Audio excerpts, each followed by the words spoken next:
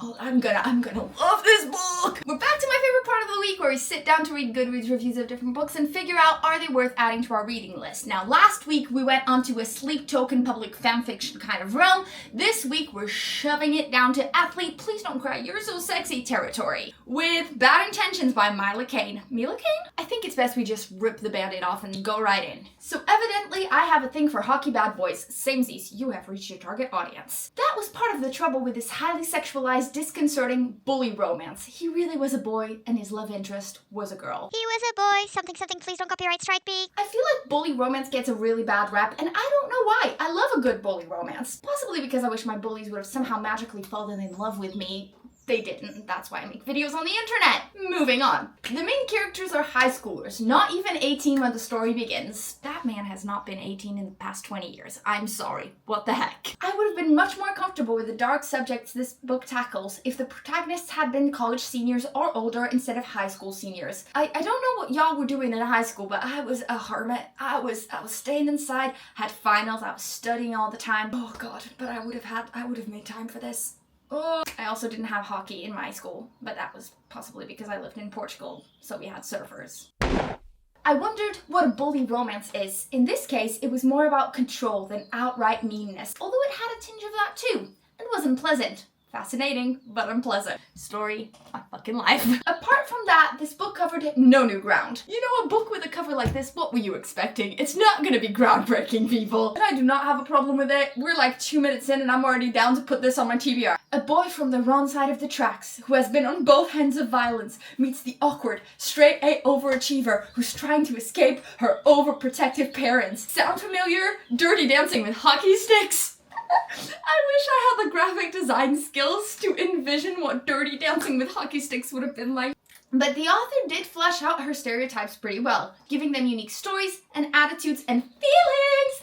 Even if both Caden and Lillian are frequently unreasonable, they are high schoolers. The bar is in hell. And Lillian is the dumbest straight A student ever. She has no situational awareness, so I pity her future lab partners. That's me! You've just scrapped me!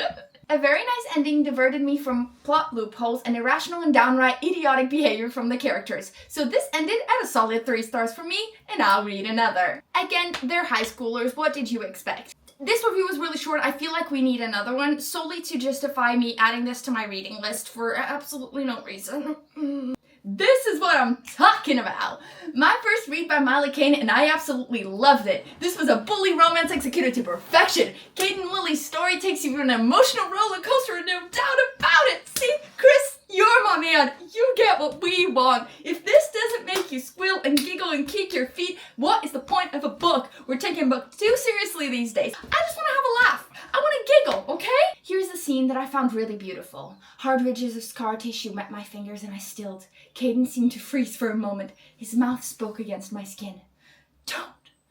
I ran my fingers along the word carved into his flesh, because that was what it had to be. Don't, please. His voice didn't sound anything like him. I dropped my hand from his back and brought it to his face instead. I am going to gobble on this like a turkey at Christmas dinner.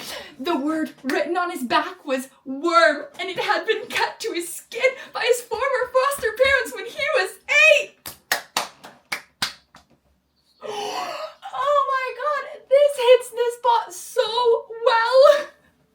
I feel like you can really tell that I love a good Wattpad book, and I will not feel bad about that. As someone who used to read like 50 books a day in middle school, and then I stopped reading for like forever, now I'm just like, I'll read what I have to read. If it gets me hooked like this, whatever, I don't care. I don't! If you are in the mood for a good bully romance where the FMC isn't a complete jerk and the FMC isn't a complete pushover, for the most part at least, then this book is for you. I hope you like it as much as I did. Oh my friend, I sure will. P.S. Please ignore the atrocious cover. I really want to criticize this book cover further, but I really can't, considering this is my book cover that I made myself on Canva because I refuse to use stock footage of men, like, Shirtless. I know I could use AI, but I feel like there's an artist out there who can make really good book covers, and until I can afford them, then you're stuck with Canva. But I promise the moment I have a penny to my name, it's gonna be good. Now, this book definitely has some mixed reviews, I'll give you that, but considering the Press and Prep series is one of my favorites, it's a definite yes for me, and I think it might be the most shocking and quick yes to add to my TBR of all time. Another shout out to Gloria and Chris for these incredible reviews on Goodreads, and please let me know in the comments if you'd like me to keep making videos like this. I find them super fun and like we're in our little secret book club. Shout out also to Didi Esmaran, who commented on my last video and said that they were super fun.